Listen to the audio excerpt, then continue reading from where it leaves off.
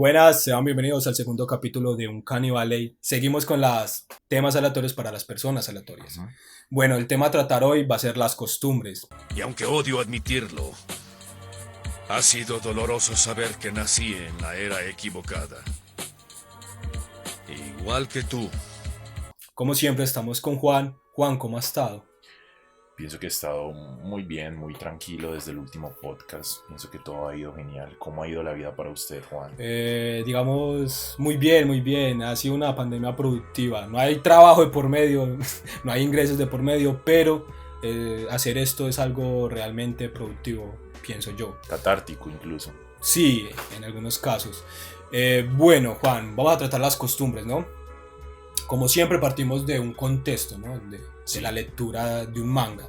Entonces vamos a tratar las costumbres y cómo pues el autor de este manga lo llevó. Entonces digamos que el manga se llama Fire Punch, ¿no? Trata de que el mundo ha entrado a una segunda era de hielo. Sí. Y entonces hay un apocalipsis. Sí, entonces la gente muere de frío, muere en la así tirada. Sí. Y entonces los recursos son muy escasos. Entonces el manga es muy cruel. Pero entonces hay una parte donde el protagonista, que podía regenerar cualquier parte de su cuerpo, así sea mutilada, cortada, daba de comer a la gente del pueblo donde vivía la carne de él. Entiendo, o sea, el tipo tenía, o sea, si usted le cortaba un brazo, le volvía a salir el brazo. Sí, totalmente, con hueso, con Entonces aprovechaba esa capacidad para darle de su carne a la gente. Sí. O sea, los volvía caníbales. Prácticamente. No entiendo. Pero entonces, claro, pues es un acto ante los ojos de él, bueno, ¿no? Sí, entonces claro, que los estaba alimentando, los estaba ayudando a sobrevivir en un mundo que es difícil sobrevivir, supongo. Claro, entonces llega este villano, ve que la gente come carne humana y entonces él los mata, los masacra, ¿no? Pues sí. Desaparece la aldea, Annie sobrevive por sus poderes, claramente, y entonces al pasar el tiempo en el manga, ellos dos se encuentran cara a cara, ¿no? Entonces le pregunta que lo que había cometido había sido un malentendido. Sí. Entonces él dice que no fue un malentendido. Sí. ¿Qué pasaría donde él ya no estuviera en la aldea? ¿Qué pasaría con la gente? Le pregunta. Entonces él le dice que no, que la gente moriría. Entonces el villano le dice que la gente no muere tan fácilmente. O se comerían entre ellos, o buscarían alimentarse de otras personas, porque la costumbre de comer carne humana ya estaba. Sí. O sea, ya estaba arraigada en ellos esa costumbre. Entonces no le importaría matar a otros solo por comer su carne y sobrevivir. O sea que sé que es, de pronto decir que es una costumbre muy, pues que es muy aleta, sí. Pero entonces en el contexto posiblemente funcione. Entonces creo que a raíz de todo esto las costumbres siempre están en todo contexto social, ¿no? Que vienen siempre de muchos aspectos, ¿no? Sí. Ya sea cultural, de la historia, del tiempo. Sí. Una vez tiene costumbres que va creando a lo largo pues, de la vida. Claro, sí. Entonces, como siempre partimos de ¿qué para ti que es una costumbre, Juan? Bueno, como pasó en el podcast anterior, pienso que es sumamente importante el análisis conceptual dentro de todo el tema. Pienso que también lo del tema del manga y de la historia de la aldea y de la costumbre es una metáfora muy grande a la sociedad, porque al fin y al cabo nos volvemos como dependientes a un ente que es externo a nosotros, sean las instituciones, sea el Estado, porque siempre vamos a buscar, digamos, cómo sobrevivir mejor. Entonces diría que una costumbre es un comportamiento que se repite, un patrón de comportamientos. Digamos que el cepillarse todas las mañanas a cierta hora es una costumbre. Sí. Y que de alguna u otra forma alargarla en el tiempo, alargarla en generaciones, es decir, su mamá era la que le decía que se cepillara a esa hora o se cepillara 3 veces, es un ejemplo muy normal, se vuelve cultura. En este caso, pues cultura familiar de alguna u otra forma, y que es algo que también se repite en otros seres humanos. Entonces diría que las costumbres es eso, es cuando un patrón de comportamiento se repite y que si se repite, digamos, en generaciones futuras o a través del tiempo, llega a ser cultura. Bueno, o sea que tenemos otra segunda pregunta. Entonces, digamos, ¿yo cuándo empiezo a ser un ser de costumbres? Juan, ¿cuándo el ser humano empieza a ser un ser de costumbres? Bueno, eso es bastante complejo, pero sencillo al mismo tiempo. Pero digo que es complejo porque uno siempre debe buscar el porqué. Y pienso que el porqué del ser humano ser un ser de costumbre subyace al hecho de que siempre buscamos sentirnos plenos, sentirnos felices. Y huimos ante aquello que nos hace mal. Y digamos que una forma de asumir la realidad, es decir, lo social, es más fácil desde adoptar cosas que son ajenas a nosotros, en este caso costumbres. Entonces yo diría que las primeras ocasiones en que el ser humano o las personas en general son seres de costumbres es cuando están pequeños. Digamos que cuando uno nace hay ciertas creencias de que uno nace ya con una predisposición o que uno nace como una tabla en blanco, pero pues aún hay debate sobre eso en la comunidad científica y en la comunidad psicológica. Es importante que se asimile como también como algo muy, muy subjetivo, pero digamos que también el ambiente primario, es decir, cómo es el entorno familiar en el niño en los primeros años, influye muchísimo en qué costumbres puede crear. Y no solo desde lo automático, es decir, desde lo mecánico, por ejemplo el cepillarse, sino también en las costumbres que repite, y que a medida que repite se crea una manera de pensar. Entonces yo pienso en esto y me acostumbro a actuar así en la medida en que me han enseñado a ser así en mis primeros años de vida. Bueno, Juan, tomando, digamos, esas costumbres de la infancia, yo me acuerdo mucho, un pequeño flashback familiar, Sí. de cómo de construir una costumbre, ¿no? Entonces, claro, de pequeño, de familia conservadora, claro, usted va a consumir, bueno, va a caer a la calle, ¿no? Al bazuco. O también de mirar de manera despectiva a los que lo hacen, ¿no? Como que esa costumbre de siempre como que, uy, es que consume, o sea. Sí. Entonces, digamos que a lo largo, ¿no? Ya cuando ya se crea este pensamiento crítico y uno ya empieza a, bueno, cuestionarse lo que le han implementado, ¿no? Arraigado, por así decirlo, Sí. las costumbres. Porque es que usted llega a un punto donde usted está viviendo normal, ¿cierto? Usted vive, va a la escuela, va al colegio, entra a la universidad, y hay una parte de su vida donde usted dice, bueno, pero esa mierda que estoy haciendo no es mía.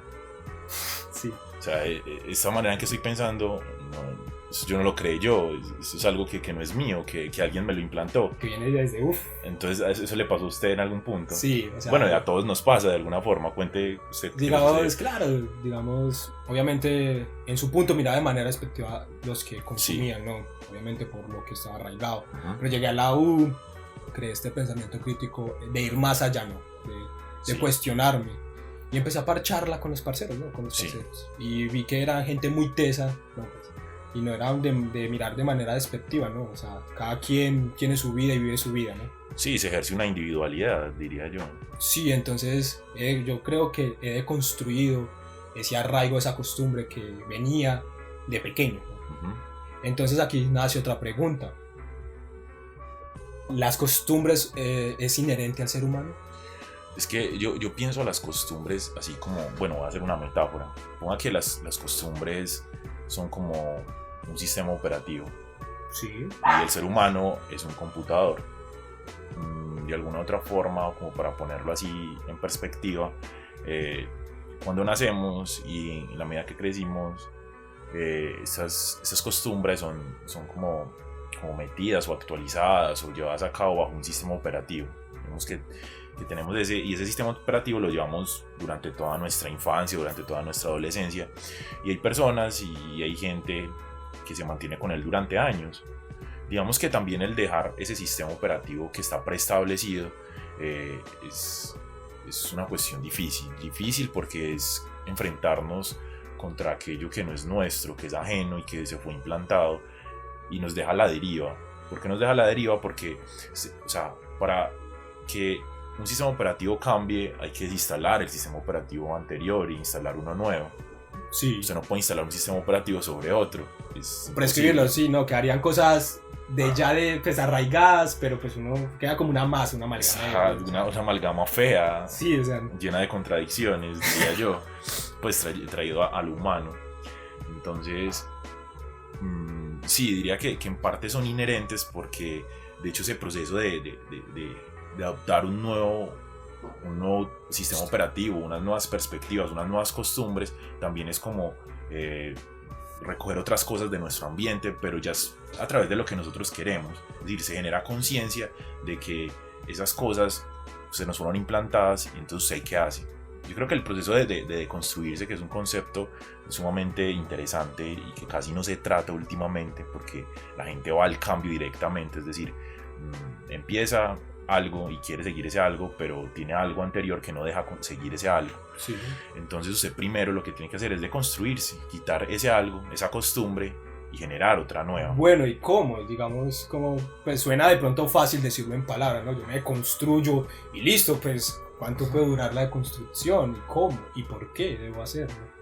Es que, a ver, hay un panorama de costumbres y cultura, que ya es cultura, llame cultura colombiana, llame cultura latinoamericana, occidental, yo diría que cultura humana en general, que nos hace daño, es decir, es muy brusca con nosotros y nos hace sentir que estamos sujetos a ellas, estamos alienados, no podemos salir de esas costumbres porque no podemos crear nuestro propio sistema de dinero, no podemos crear nuestra propia educación, no podemos crear nuestra forma independiente de ver al mundo.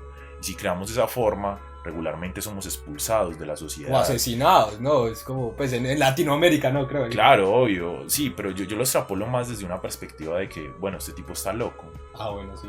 Está muy rayado, Sí, obviamente hay afecciones pues psicológicas que se les puede atribuir el categórico de trastorno, hay otras que no, y a veces el pensar diferente es para poner esa etiqueta y se le es excluido de la sociedad. Entonces yo pienso que uno se debe deconstruir, pero debe llegar a un punto donde no se vuelva difuso el deconstruirse. Entonces lo que usted me decía era cómo, ¿cierto? Cómo uno enfrenta las costumbres, cómo uno enfrenta la cultura. Yo pienso que la manera más fácil de enfrentar a la cultura o a las costumbres es haciendo arte. Pienso que el vivir nuestras vidas en conforme al arte, digamos, ya sea dibujar, escribir, cantar, un gran etcétera, es la forma más sencilla de hacer catarsis o de dirigir todas esas energías internas que a veces nos llevan a costumbres, a repetir una acción una y otra vez, a replanteárnoslas y a generar otras. Digamos que el arte más que todo es como poner sobre la mesa algo diferente. Y pues a medida que usted pone algo diferente, usted se va construyendo conforme a eso. Pienso que esa es como la medida más sencilla para enfrentar a las costumbres y a esa cultura que es a veces alienante. Obviamente hay cuestiones culturales que son positivas para uno, pero también hay que saber identificar cuáles no. No hablo también desde la cultura, digamos, en general, la cultura así que tiene un arraigo histórico, sino también la cultura personal y familiar, que a veces es la que nos más agobia a lo largo de nuestra vida. Y nos genera prejuicios, o no solo eso, también contradicciones. Claro, como la suya, o sea, como su prejuicio que me estaba diciendo ahorita, el ver y estigmatizar a un grupo específico de personas por hacer un grupo específico de acciones y comportamientos, es decir, costumbres ajenas a las que usted estaba. Sí, pues claro, en esta burbuja, Ajá. cuando personas ya están ya. Sí, claro, entonces es eso, pienso que las costumbres son inherentes, pero hay que saber cuáles y hacia dónde nos llevan las costumbres que tenemos.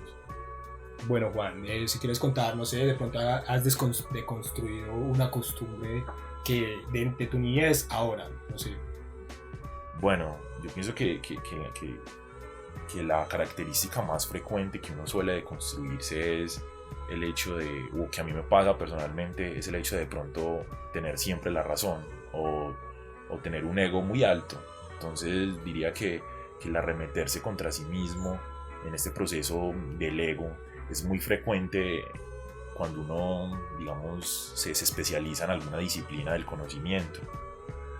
Entonces pienso que lo he construido en la medida en que me he dado cuenta. Cuando uno se da cuenta, uno puede deconstruirse. Entonces eso, pienso que el camino más fácil para uno darse cuenta de las costumbres y afrontarlas es darse cuenta de que existen bajo un análisis individual. Entonces, digamos, Juan, la última pregunta, ¿no? Es una hipótesis, ¿no? Es posiblemente un horizonte. Sí. ¿Puede el mundo vivir sin costumbres? Bueno, es que con el mundo se refiere al ser humano. Sí. Bueno, el mundo puede vivir sin el ser humano. Obvio. Bueno, entiendo. Puede uno vivir sin costumbres. Yo pienso que las costumbres, como lo dije antes, tenían mucho que ver con esta necesidad del ser humano de vivir una vida en la cual huye del dolor. Es decir, vivir una vida que le permita acceder a la felicidad de forma más tranquila. Digamos, uno como humano va buscando esto de manera inconsciente incluso. Uno quiere sentirse bien y ese bienestar quiere perpetuarlo en el tiempo. Entonces, digamos que las costumbres o el repetir comportamientos o adoptar comportamientos que no son propios facilitan la existencia, facilitan la realidad, porque hacen que usted repita, es decir, lo meten a usted en un molde y usted debe seguir ese molde. Entonces yo diría que uno no puede, o el ser humano no puede vivir sin costumbres, y si viviera sin costumbres, viviría como un día a la vez. Suena hasta interesante, yo me atrevería como a vivir sin costumbres, pero sería una forma de vivir muy primitiva, porque sería quizás salirnos del lenguaje, salirnos de lo social, salirnos del otro y empezar como a ahondar en lo individual con lo exterior, y así digamos que más guiados por los instintos. Entonces sería interesante, pero a la misma vez sería, no sé, sería un panorama muy, muy raro para la humanidad. Yo no vería al ser humano no siguiendo patrones, cuando el ser humano en sí es un ser que sigue patrones. Obvio. Y pues muchachos, como siempre, vamos a subir las imágenes a la página, de donde pues obviamente sacamos este tema. Agradecerle a Juan que en verdad... Gracias, Juan. Es el que le pone todo el contexto lógico a todo esto. Bueno, aquí terminando este segundo podcast, espero les guste. Recuerde que vamos a dejar el Gmail para que si tienen críticas las puedan enviar. Vamos a hacer un podcast respondiendo preguntas sobre pues, los capítulos que hemos sacado, para que también se animen, para que también haya como una predisposición a una discusión o llegar de pronto también mirar diferentes panoramas. Juan, como siempre, así esté podrido y moribundo este mundo, siempre hay que recordar que está hecho de amor y paz. Muchas gracias, Juan. Nos vemos en el próximo podcast.